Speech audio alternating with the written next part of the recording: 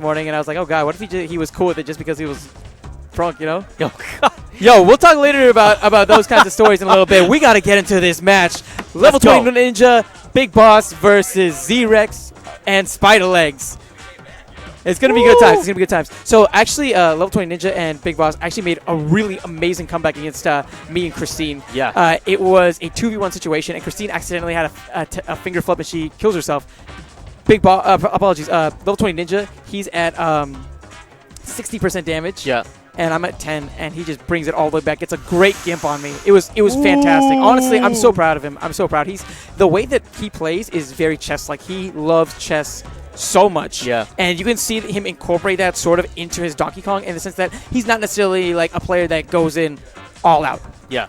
On the other hand, the thing about Big Boss is that he is both patient. He's patient to some degree. Yes. But sometimes he's just aggressive. He's just like, I'm going to get this kill. I'm going in. I'm going to throw a Falcon Punch for no reason. Yeah. And so it can lead to some really weird mix-ups, and you'll get hit by like an accidental Falcon Punch. Because they didn't even know what was about to happen. Yeah, But I've seen, how much work that Donkey Kong did. They're like completely sustaining up to 200% in a game where kill percentages are relatively low.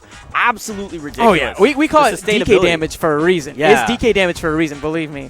But yeah, Chicken and Dumpling, Rush Hour, those are their alternative names for their team names. That's what they told me. Yo, that's godlike. Yo, let's get into this match, though. All right, as for the other two, Z-Rex and Spidalegs, yes. Z-Rex is going to be playing the Ness, and he is one of the people who's kind of like a big community organizer of sorts for the Austin scene. So shout-outs to Austin for showing up in like a pretty decent number as well. Thank you so much. Okay, so let's get back into this match. Right off the bat, we have... so one thing that you'll notice from Big Boss is that he loves doing those Falcon Kick edge guards a lot, right? He loves kind of just pushing it out there just because it's one of those really good options that gives you so much horizontal coverage. The problem, though, is that if Z-Rex kind of catches onto it, he can jump backwards and plant a perfect spike to counter that. Wow, and really? So he has to be really careful. That's the one thing about Big Boss. Like I said before, he goes all out sometimes. Yes. The other thing to think about is because he goes all out sometimes there are instances of team damage. That being said, one of Level 20 Ninja's best attributes is the fact that he's so good with positioning. He puts himself perfectly in a position where he can just get really great grabs. See, right there, he uses the most of DK's grab range to get that grab off on Spidalegs. Wow. All right, so we're going to see some up air combos. Wow. Look at the damage being put on at this point. What? Oh, spike opportunity here. Oh, but he saves him. He saves him with the spinning Kong. Unfortunately, this should be it. Oh, messes up a little bit, but what good great stuff. Awareness, though. Yeah, great awareness there by Level 20 Ninja. Wow. Great stuff there. Okay, so we're back into it. And at this point, looking at Kirby, oh, look at the damage. Yeah, so just great combination. And then back air is pushing him out. But the great horizontal recovery from DK, as you were mentioning earlier, is right there and very prominent. So one thing that you definitely have to watch for, and one of the reasons why we put on a good performance on our first round against Chicken and Dumpling is because we kind of really exploited the fact that DK does not have that vertical recovery. And so we piled on that DK with a lot of spikes. Right. And one thing that Kirby and Ness both have are incredibly potent spikes. Yes. Incredibly strong. One thing you're going to see from Z-Rex, if you can capitalize on it correctly, is he's going to do a grab, which is very strong, and he's going to run over, and he's going to try and get the spike on point. Wow, look at that. Did you see that? Captain Falcon did the back air, and then Ness was there to grab him and just did a jump neutral, kept him in place. That was fantastic. Oh, coming back on the stage. Battle. Opportunity here, 2v1. Great grab there, and that results in another stock. Honestly, I'm actually really proud of the Chicken and Dumpling team. Team Rush Hour right now? I'm just going to call them Team Rush Hour because that's what they want to be called. But Team Rush Hour right now is honestly like really okay. So there. Oh no! What happened? Something weird there is that Donkey Kong, part of his fists actually have invincibility. Yeah. And so that makes it so that you might throw attacks on him, but it's either invincibility or super armor. Okay. And that makes so that's why he was able to tank that and he didn't go anywhere. I see. Okay. Cool. So at this point. Wow, he's just making great use of it, but Team Blue well-grounded and getting tons of juggles at this point. And something to think about is the fact that Falcon is a fast follower. He's really good with his combos, but he's also extremely comboable. So it's not going to be uncommon for us to see Spidalegs really use that up tilt. Use that up tilt for all that it's worth, just so he can just pile on about, I don't know, like 30 damage very easily, strictly off of up tilts. Off of up tilts alone, because he can do the up tilt about 5 times, I think. Ooh, throws him, ends up, but puts him in the perfect position to get the spike. What? So now we have an interesting situation. It's going to be whether or not they can get these kills. Is this man but taking that's a the up tilts. 2v1? That's what I'm talking about. The up tilts are so potent. That honestly is one of the best moves in this game is Kirby's up tilt. It has so much range, and it's just really good at getting that juggle on point. Edge guard opportunity here.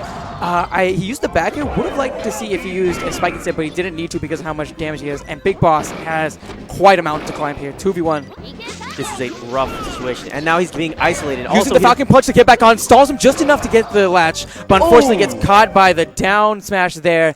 Good stuff by the blue team. Wow. So Chicken and Dumplings, Team Rush Hour, they did some really good stuff, especially at the beginning of the game. But one of the biggest things that they did wrong, really, was they focused almost too much on Kirby. Yeah. Almost too much on Kirby.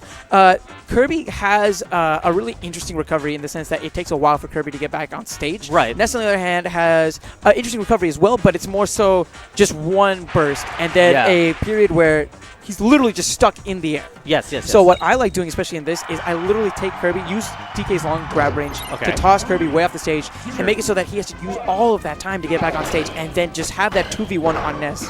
And whenever Ness is trying to recover, you can get some easy edge guards on him. I completely see what you're getting at. Okay, so at this point, who would you isolate first between these two teams? I would guess DK first out of Team Red. It depends. So the one strategy that you can do here is just focus on getting Falcon off of you. Yes. But the thing to think about is that Falcon is such a quick character, right? It takes him he can transfer the stage so quickly. So what I might have done actually instead is focus on the Falcon just to get him off the stage, right?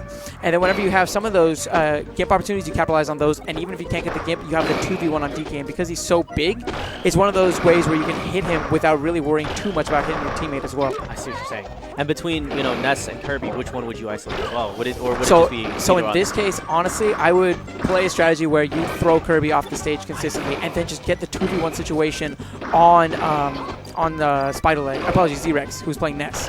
Because, once again, Ness is a lot easier to gimp and edgeguard than Kirby is. Oh, wow. But at this point, Team Blue having a little bit of time to isolate Captain Falcon. Oh, coming back on. Grab our that back throw is so good. Yes. So, once again, like I was saying earlier, one thing Lvl20Ninja is really good at is that chess-like precision. But there, even DK's long grab range cannot beat out the up tilt from Kirby.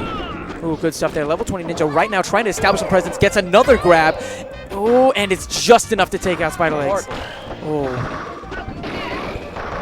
Oh, unfortunate there. Big Boss ends up hitting his own teammate there. Let's see. Good stage control. Okay, so you're seeing right now a lot of patience from Spidalegs. All he's doing really is just moving slightly and using the up tilt so he can just steadily just build his ground. And he's almost baiting to some extent as well because he's facing the wrong way, thinking that the opponent sees maybe an opportunity to come in. And what does he do? He's going to do a pivot, and then he's going to hit the opponent anyways. All right, here we go. Because one thing that you can do really easily in this game, especially with Kirby, is just really on-point pivots. And that's something you're going to see from other people who are in this. Oh, unfortunate. Oh, no. So that's what I was saying earlier about how DK has that limited vertical recovery. Right. And because of that, he ends up actually not being able to make it on stage when it looked like he had a really good chance to. That's really odd. All right. Got opportunity. Oh! So the reason why that happened right there was because what Lvl20 did was he stayed on the edge, jumped off, used a spinning Kong, and he made it so that he could weave it back to hit the opponent and then weave forward to ensure he was facing the edge. Really smart stuff. Fantastic. Just enough. Oh, wow. Oh, really? There's the brick. That was actually, you don't usually use the brick, but that was really smart by Z-Rex. Apologies, Spidalegs. He saw the clap coming, and because you can't really charge your smash attacks here, it was a hard commitment. So he uses the brick just as a mix-up to throw off the timing when timing, coming down. And that worked perfectly there. Interesting. That was a really good choice. Oh, wow. And this is looking tough right now for Chicken and Dumpling. Yeah. Chicken and Dumplings. Team Rush Hour could be on their last stock right here. Oh, it's a 2v1 opportunity here. This should be it. Easy edge guard there.